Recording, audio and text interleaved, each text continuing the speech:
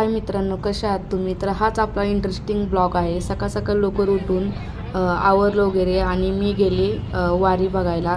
तर दगडूशेठ जवळून प्रस्थान केली होती वारी इकडं आपल्याकडं यायला. तर फातिमा नगरपासून आम्ही बघत होतो. खूप छान वाटलं.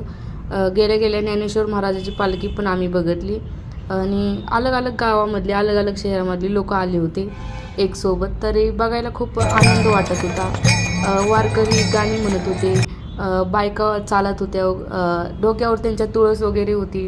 हे बघायला खूप भारी वाटलं. तिथे गेल्याच्यानंतर आम्ही फोटो वगैरे काढले. खूप छान वाटत होतं.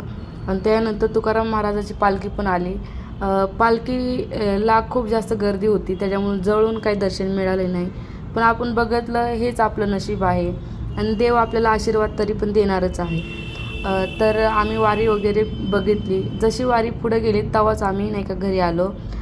Thank you guys. भेटू पुढच्या ब्लॉगमध्ये. ब्लॉग कसा वाटला कमेंट करा. हा छोटाच ब्लॉग होता. थँक्यू.